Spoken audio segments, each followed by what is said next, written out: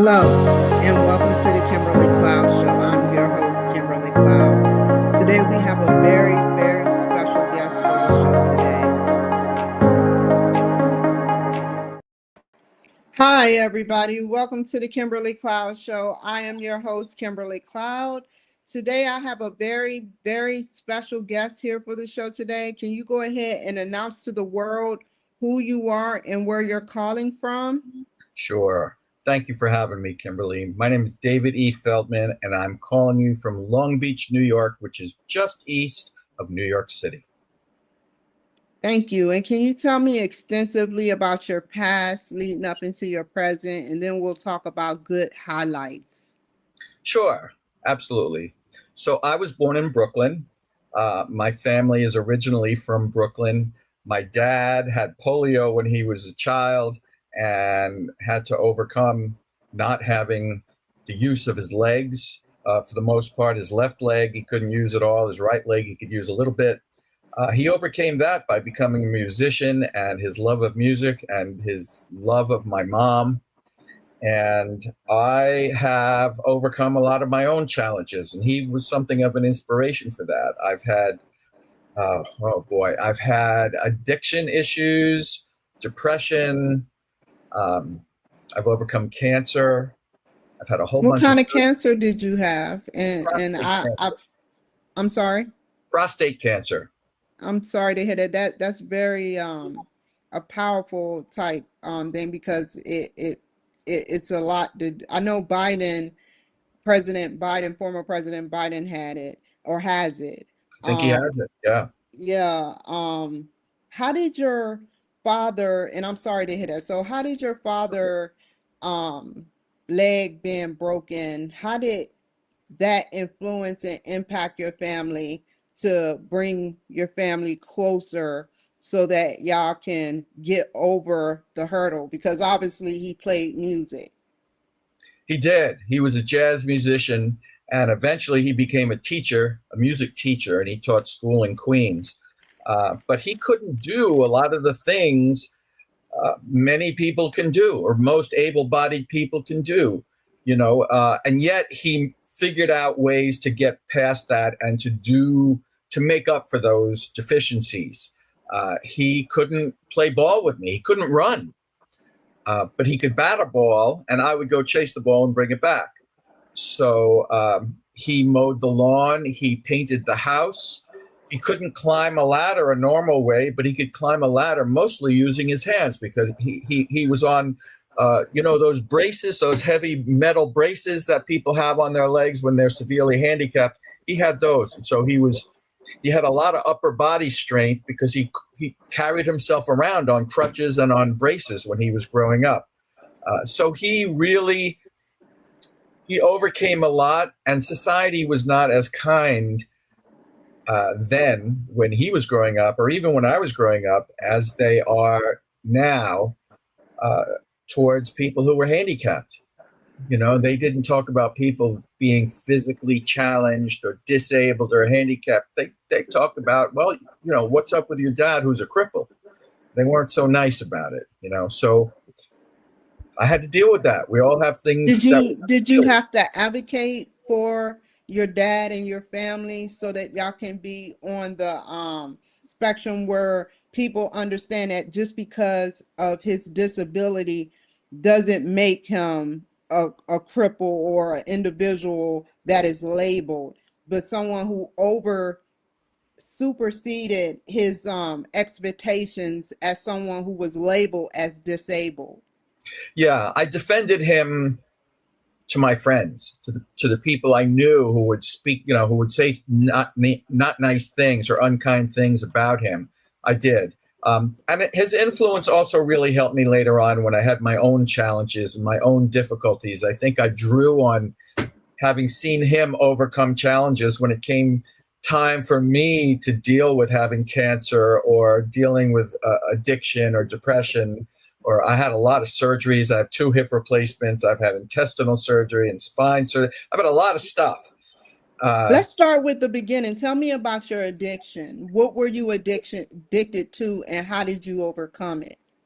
So as a teenager, even a pre-teenager, I think I had a lot of trouble dealing with reality, dealing with life on life's terms. And what I did was I found my parents' liquor cabinet, and then I found my mother's medicine cabinet. And back then, this is the 1960s and the early 1970s, a lot of people um, took pills to cope with life.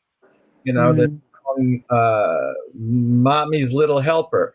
And that's a little pill to calm you down when life gets too stressful. So, Did you learn by watching your I don't know if your mother was taking pills, but you went to the medicine cabinet to grab the pills. Did you learn of the effects of drugs based on how your mother looked when she was under the influence, or no, did you just say, guess what? I know these pills cause this. I want to try it. yeah, she wasn't really under the influence. She would take a little something, just like people would take a drink to calm down late in the day or when they were stressed. I don't think she was a drug addict or anything like that. But this stuff was around the house. Really, where I learned about this stuff was from my friends. There were other kids like me, and we were all finding the same kinds of things around our houses. And we would meet up late at night. We'd sneak out of our houses. And then when I was in high school, when I was going to high school, which I didn't go very often, eventually I stopped going. But we would meet up, get together, and get high. That's what we did. And a lot of kids, they got over that and they stopped doing it, but I didn't. And I got to where I needed to be high all the time. And that's what I did from, I would say, around 1970, 20 years, till the early 90s. And that's what I was doing. I was high pretty much the whole time. Do you feel like do you still have the same friends that you got high with, by the No, way? Because some people do. Some people do. no, I So, don't. Let me okay. tell you what happened, if I can, Kimberly. Yeah, go Uh, ahead. what happened was, to just flash forward, I used a lot of drugs for a lot of years. And eventually what happened is I met this wonderful woman at a wedding in 1985.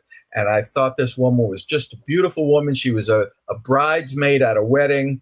And I had had a few drinks, so I had the courage to ask her to dance with me. And I danced with her, and I said, "What a pretty locket that you have around your neck." It was a heart-shaped locket. It was gold. I said, "Where'd you get that?" She said, "I got it from my grandmother." And my grandmother was the love of my life. So I started talking about my grandmother, and she liked that. So I said, at the time, I was working in New York City. This is in 1985. And I said, "Do you ever get to New York City?" And she said, "No, but I would if I had a reason." And that went right over my head. And I said, "Oh, what a shame." And but eventually I did ask her out. And I've been married to that woman for 38 years now. Okay. And we've been together for 40 years, because that was in 1985. And what happened was, even that time, I was still using drugs, right? And in 1989, she had a sister, and her sister had a baby in 1989. And after she had the baby, she passed away. And she I'm had, sorry to hear that. thank you, she had an aneurysm and she passed away. And my wife, Ellen, and I looked at each other and we said, "You know what? Life is too short. Let's have kids." Still, I'm using drugs at this point, right? And we had our first son in 1990. Okay, so here I am. I'm so proud to be a father, and yet I had a lot of issues with my father. We had a lot of tension, and we had a lot of fighting, and I caused a lot of problems in my house because I was using drugs and I was in trouble a lot. And yet I'm so proud to be a father. So what happened was, one day in 1991, I'm taking care of my son, and I'm high, and he got hurt, and it was over. Let me tell you, it was over. And I became absolutely willing to do absolutely anything to change. We call that the gift of desperation. Notice, the gift of desperation, G-O-D, gift of desperation. And that is how I became willing to change.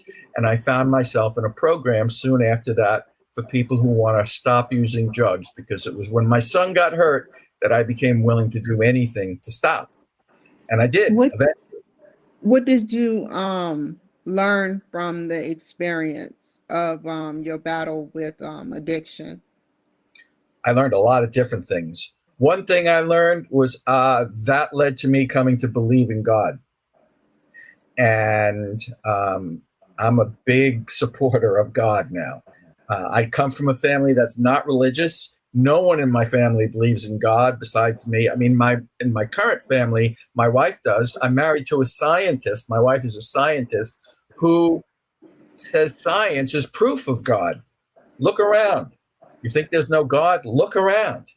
That's what she says, and I'm with her, you know. So I lead a very spiritually centered life, and that shows up in my books. That led to me becoming a writer. I believe that was God's plan for me, was to become a writer and to have that be part of the backbone of the things I write about. Tell me about your cancer battle and how you overcame it. Sure. I had a hip replacement, and I was going to have a second hip replacement. And in the run up, you have to do a lot of tests. So in the run up to my second hip replacement, and by the way, I've had a lot of health issues, but the way I choose to look at it is I've had absolutely terrific doctors. So I'm very blessed in that way. So what happened was I was being tested for my hip replacement, and they said, well, gee, your PSA, which is a blood count, kind of high. So we need to do some checking up on this. And ultimately what they found out was that I had prostate cancer and I had to have radiation. And I was pretty freaked out about that at the beginning. And I went to Sloan Kettering in New York City, one of the world's great cancer hospitals. And I'm okay. What kind of drugs did they put you on? It was just strictly regular third or first generation radioactive drugs, or however it is? No. What I was given was radiation. They didn't give me any drugs. What they did was they put these radioactive seeds in there in my prostate. And those kill the cancer. They do put you at risk for other kinds of cancer, but that's a risk that I had to take because the main thing was to kill the cancer. And what did you go through during this process, and how did your family once again overcome that and grow closer? Well, my family is very supportive. You know, I'm the father of two fine men. My son, Michael, the one who got hurt while I was high, he's 30, I was going to say 34. He's 35, and he just got married about a month ago. Congratulations. And thank you so much. And my younger son, Dan, is with a young lady from Colombia, and they're very happy, and they're very supportive of me, and I'm very supportive of them. And we became closer as a family. And my wife always has my back. I'm married to the best girl on the planet. I'm very blessed. Throughout the challenges that had came, name one thing that you can remember that you would like to share with your wife on camera right now that y'all had, that was a not a sexually intimate moment, but an intimate moment that made you grow closer to her. Well, I'll tell you what. In recovery, what we do in recovery from drug addiction, we become accountable for our behavior and our mistakes. And one of the things that we do is we make amends for when we hurt people. And I was in that process of making amends, and my wife came to me and said, I understand you're doing this amends process. Where am I on that list? And I said, wait, what? And I said, what are you talking about? And she told me about when our first son, Michael, was a baby. He was colicky and he didn't sleep. And he went months with sleeping almost not at all. And she said, you know, when he didn't sleep, you used to wake up and scream at me that this child is quiet him down. And I was unkind. Well, she told me this, And I started crying because I hurt her. That was like a knife in my heart. But I have to tell you, it's a terrific thing that she told me that, because it helped me to understand that I hurt her. And the last thing I ever want to do is hurt her, you know, and I changed. And that was a long time ago, you know, that she told me that. That But leads me to my next question. From sure, the beginning of your relationship, you know, you don't have to tell me how exactly you changed, but how have you evolved, you know, in a way where you've learned from your mistakes and you can grow further with your wife? How have you learned from that? Because it's a process. sure. Well, first of all, I'm far from perfect. I still make plenty of mistakes. But when I make mistakes, I'm usually aware of them. And I'm pretty quick to say, you know what, I messed up. I shouldn't have said that. I shouldn't have done that. I'm sorry. I can see when I hurt people. Let me tell you a quick story. It's not about my wife, but it's about my brother. When we were growing up, I hurt my brother. I was unkind to my brother. We had a lot of conflict in the house, and I was hurt by the conflict. And I didn't really see that it hurt other people. I just felt like I was hurt, and I felt life was unfair, and so forth and so on. And I was unkind to my brother. So many, many years later, again, I was going through this amends process, and my brother and I were fighting, and we were on the phone. He lives in Atlanta, and I live in New York, and we were fighting on the phone. And I said to him, Matthew, and he said, what? And I said, I love you. And he said, oh, yeah, what? And I said, I love you. And he said, David, I never heard you say that. And I said, well, it's about time. This was 20 years ago. I'm 68 now. I was 48 then. And I said, I love you. And he said, I never heard you say that. I said, well, it's about time. And since then, every time we speak, we say, I love you. And I have to say, I don't know that we loved each other back then, but since then, saying it has planted the seed and watered the seed and shown sunlight on the seed. And I have to tell you, now my brother and I, we really do love each other. We really do. He was at my son's wedding last month, and it was wonderful to see him and his wife there. That leads me to my next question. What is the cheat code for family? Like what do you do to keep a happy, stable family? What do you do on a regular, Mr. Feldman? What do I do? Well, we speak to each other all the time. I tell my wife, first of all, you know, when I say I love my wife, people say, well, I hope you tell her that. I tell her that all the time. And I tell her she's the most beautiful woman I've ever seen. And you know what? She is. And it's not about looking like you're on the cover of Cosmo. It's like she's in my heart. She's in my heart. And one of the things I do is I thank God for her. I think a big part of the happiness in life is wanting what you have. I used to have a friend who would say, it's not about having what you want, it's about wanting what you have. And it's about, I have this great girl in my life, and I'm very grateful that I have her. And seeing it that way, seeing how much I have and how rich I am. I don't have a ton of money, but I'm a rich man because I have love in my life. I have these two fine young men for sons. And you know what? I can walk and I can see and I can hear, and I got food in my refrigerator. I got $1 or $2 in the bank. I got electricity. I got running water. I got a toilet that works. It's not bad. It's not bad.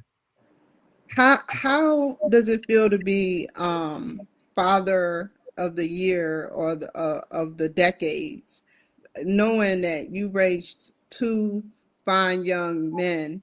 How do you feel? Do you feel fulfilled in your life knowing that you actually raised two seeds to follow your footsteps? I am not father of the year. I am not.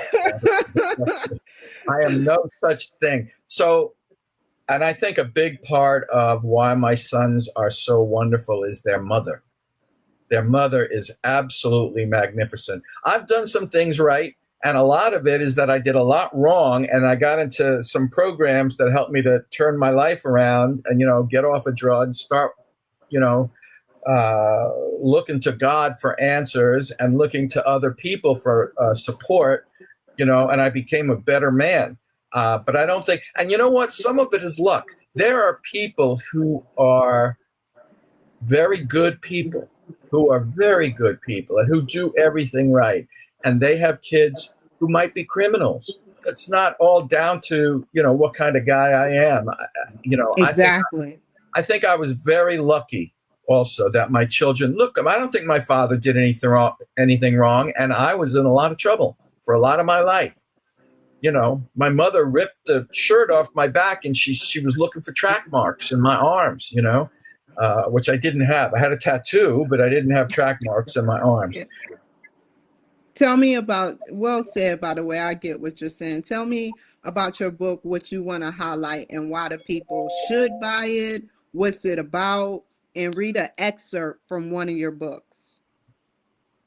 Well, let me tell you what. So what I have written is 2 mystery series, a 6-book Dora Ellison mystery series about a woman who she doesn't like bullies. She doesn't like people who abuse people. And she's very nice and she's very kind and she's very sweet. But when she runs into people who are abusing others or who are taking advantage of people who are weaker than they are, she does something about it. And she eventually will run into people in every book who are killers. And she does something about them too. And she discovers that she is a savant. She has an affinity and an ability, a natural ability for martial arts. I also wrote, and that's a 6-book series, the Dora Ellison Mystery Series.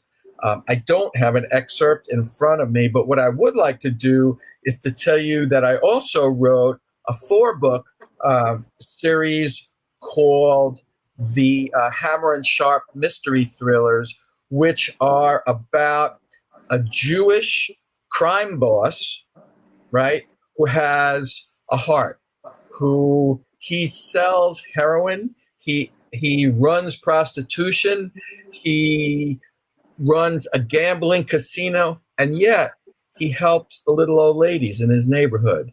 He helps people who are struggling in his neighborhood. He says, listen, there's going to be crime. There's people who want to shoot heroin. I might as well supply it. And I'm not going to give him fentanyl instead of the heroin. He's not a perfect guy. He's got a lot wrong with him. But he also cares about the people in his neighborhood. So he's not black. He's not white in terms of good and bad. He is kind of in between. Do these books have like any influence of your life or similarities with your life? And tell me how. Yeah, well, the other person in the Hammer and Sharpe mystery, Judah Hammer is this Jewish crime boss. The other person in that book, the Hammer and Sharpe, is Sharpe, a guy named Sam Sharpe, and he's a private investigator who solves crimes, but he's also a heroin addict who's struggling to get clean from heroin. And anytime he's involved in trying to solve a crime, the heroin addiction wakes up. And he starts to want heroin. When he's trying to solve a crime, he gets really into it. He gets very focused and he's very intense, and he's working on solving that crime. And the addiction starts to work on him like a beast in his heart, trying to take over his life. And that struggle comes from my struggle. That's what I write about it because I know about it. Okay. And where do you see yourself going with these books for the future, and how do you want them to incorporate? How do you want my audience to incorporate your books by possibly purchasing them, and why should they? Well, I think they'll find them fun books and interesting. A lot of the issues of the day, whether it's political corruption or gender issues or racism and bigotry, these issues are in the backdrop of my books. They show up in the books. If you look at the pages of the news and on the news media, you're going to see this stuff. We got all kinds of crazy things happening now in politics. That stuff shows up in my books because when it's happening, that's when I'm writing. And whatever's going on, Listen, you squeeze an orange and you get orange juice. You squeeze me and you get art that reflects what's going on at the time. And so the issues of the day show up in my books, but they're also fun and they're also entertaining. And you'll have people you hate to love and people you love to hate in these books. And I think your audience will find them fun and well written and interesting. And by the way, where you can find them is at any bookstore, Amazon, anywhere, but also at davidefeldman.com, which is my website. And I offer discounts there. Based on your prior addictions, how do you feel like the audience, how do you feel you overcame your addictions? And we're going to leave it there. And Okay. where did you grow?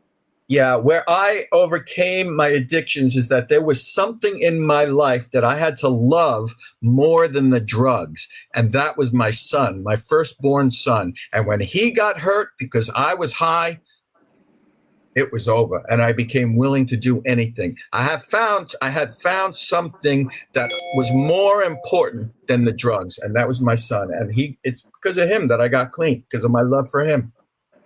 Well, I kind of like, can you talk to your family and tell them how you feel about, just shout out your family if you want, and tell them why you do the things that you do, such as write books, maybe it's so you can keep a cohesive family and grow your family, maybe a time capsule. I don't know, but you can speak now. Well, I don't know either, but I will tell you.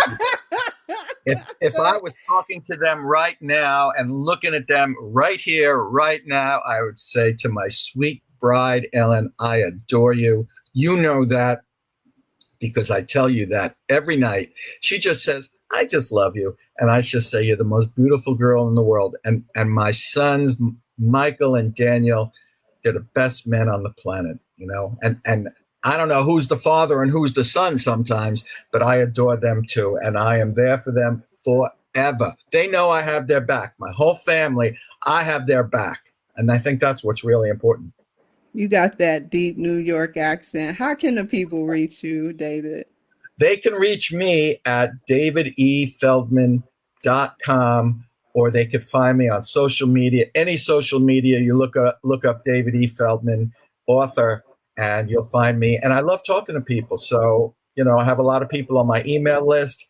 I respond to questions. People ask me, oh, one thing I forgot. I have a dog named Boo, who is the love of my life. And he's the love of my wife said, I'll never have a dog. I'm a cat person. Well, that dog, we did get a dog. She said to me, you want a dog? Who's walking him at 6 a.m.? And I said, I will. And I walk him in every day, 5 days a week. She walks him on the weekends at 6:30, and then I go back to sleep. And that dog sleeps pressed against her face. This woman who said, I'll never have a dog, well, she adores that dog. So I have to give a shout out to my dog, Boo Bear, who is just the best. Anything else you would like to add?